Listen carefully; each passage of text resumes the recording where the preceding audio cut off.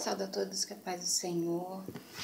Irmãos, ali em Lucas 7, versículo 36, fala sobre Jesus sendo convidado a uma casa de um fariseu chamado Simão. Ao ele entrar nessa casa, ele não é recebido com nenhuma regalia ou nenhum dos costumes que na época se tinha. Mas ele fica lá conversando, ensinando sobre os costumes, sobre o se arrepender dos seus pecados, sobre o reino de Deus, enfim, sobre as escrituras, tentando clarear a mente de muitos que achavam que a mente estavam abertas. Mas, de repente, entra uma mulher no local. Não foi convidada, mas entrou não temendo o que aconteceria com ela. Entrou enfrentando os olhares tortos, entrou enfrentando os cochichos, o maldizer do povo, porque a chamava de pecadora. Ninguém queria chegar perto dela, ser amigo dela. Ela vivia sozinha, era excluída da sociedade naquela época. Mas essa mulher, ao ver Jesus, ela lança aos seus pés e ela começa a derramar lágrimas nos pés de Jesus. E ela traz consigo um vaso, chamado vaso de alabastro. E essa mulher começa a passar esse unguento que havia dentro do vaso. Então, depois de quebrado o vaso, ela passa e começa a perfumar os pés de Jesus e começa a enxugá-los com seus cabelos. Ali naquele momento, ela havia feito coisas que nenhum deles havia feito por Jesus. O fariseu chamado Simão não havia feito. O fariseu, ao convidar Jesus, ele teria que ter lhe dado um beijo ao chegar. Ele teria que mandado um dos criados lavar os pés de Jesus, enxugá-los.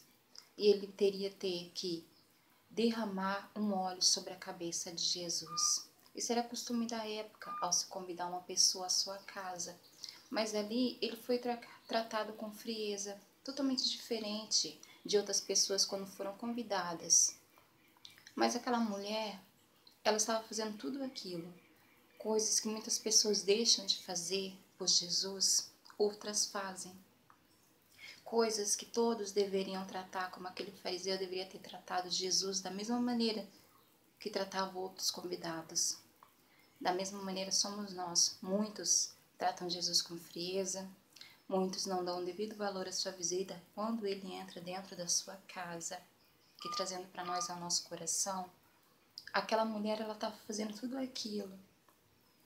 E muitos ali começaram a criticar. Irmãos, como criticar? Aquilo era o certo, aquilo era o que era para estar sendo feito pelo fariseu e pelos demais da casa. Então, quando Jesus entra no nosso coração, nós devemos tratá-lo bem, tratá-lo com honras, com devido respeito. E quando muitos veem algumas pessoas tratando assim, como lhe é devido, com aquele carinho, jejuando para ter uma casa adornada, orando, buscando, muitos ficam assim, por que essa pessoa está fazendo tudo isso? Pagando esse preço? Assim é que deve ser feito. Tratar o convidado com a honra que é devida. Mas voltando ao vaso de alabastro. Irmãos, quando aquela mulher, tida como uma pecadora, quebra o vaso de alabastro, sai um cheiro agradável. Naquele momento, o vaso precisou ser quebrado. O exterior naquele momento não importava se era formoso à vista dos olhos e quantos vasos são formosos à vista dos olhos. Os detalhes, bonito, lindo, né? Vasos de vários tamanhos, várias formas, várias cores. Amém? Quantos vasos são bonitos à vista dos olhos? Estou trazendo agora para as nossas vidas. Somos vasos também nas mãos do oleiro. E aquele vaso de alabastro, ele era bonito à vista dos olhos, mas para ele ter valor, ele precisou ser quebrado. Então aquela mulher, ela quebra o vaso, porque o que importava para ela, o que importava era o aroma, o perfume que havia dentro do vaso. E ao ela quebrar, Aquele perfume se exala e faz a diferença no local. E o interior do vaso é o que importa. Será que o conteúdo que está dentro de nós, ele está saindo com um aroma agradável?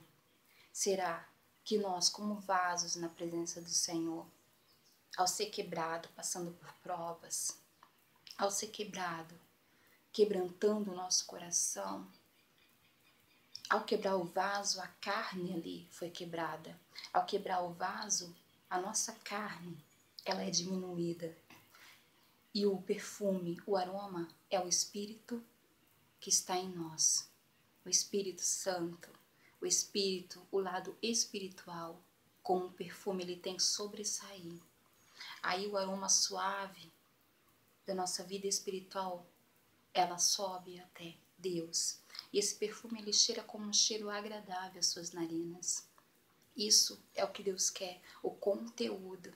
Será que estamos exalando esse perfume agradável nas narinas do Senhor? Ou será que o nosso interior, depois de ser quebrado, ele cheira mal? Dentro dele, em vez de ter algo precioso, porque aquele unguento era caríssimo, caríssimo na época.